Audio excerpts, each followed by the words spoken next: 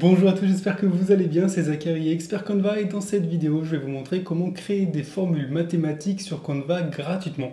À la fin de cette vidéo, vous allez pouvoir réussir à faire des choses comme ça très facilement. Avant toute chose, je voulais vous dire que vous pouvez bénéficier de Canva Pro qui vous donne accès à plein de choses sur Canva gratuitement pendant 30 jours en cliquant sur mon lien dans la description. Donc là, on va passer sur mon écran et puis je vais vous montrer comment faire. Donc la première des choses, c'est de cliquer sur le lien dans la description sur le site internet codecogs.com qui va vous donner accès gratuitement à un éditeur de formules. Donc on va utiliser le code LaTeX. Si vous ne le connaissez pas, vous pouvez en apprendre plus en cliquant ici. Vous allez tomber sur une page Wikipédia qui vous explique comment ça fonctionne pour créer du coup votre code.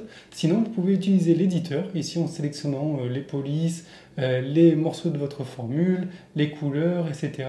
pour créer votre formule. Par exemple, je vais cliquer ici et automatiquement ça m'écrit le code et je peux rentrer des valeurs. Et en dessous, on a l'éditeur visuel donc, qui nous affiche ce que le code représente. Par exemple, ici, un tiers. Donc, je vais mettre mon code, par exemple celui-ci. Ici, je peux ensuite cliquer sur SVG. Donc, il y a de la transparence derrière. Ça veut dire que sur Canva, on pourra mettre un fond d'une couleur ou d'une autre. On pourra aussi changer la couleur de notre texte. Il n'y a aucun souci. Donc, en général, on utilise PNG, mais je vous conseille ici SVG pour la qualité. Ici, on peut choisir la taille de notre formule. Ici aussi, transparent, OK, bloc, OK. On laisse comme ça. Et ici, on peut cliquer sur Download. Ici, ça nous télécharge du coup le fichier.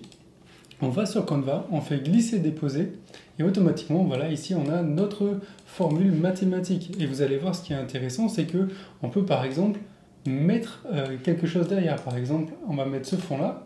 OK, fond orange, on fait calque, mettre à l'arrière-plan et automatiquement notre formule apparaît ici. Je peux la réduire, l'agrandir, la déplacer et changer même sa couleur par exemple.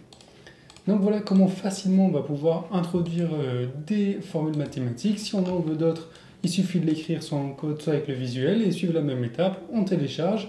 Par exemple, on va essayer ici, on remplace par 1. Ici, on remplace par 2. Automatiquement, ça change ici. On refait download. On le place ici. Et automatiquement, voilà, on a une nouvelle formule ici qui est différente de l'autre. Et on peut aussi changer la couleur indépendamment de l'autre. Donc voilà, j'espère que cette petite vidéo vous a été utile et je vous dis à bientôt pour d'autres vidéos.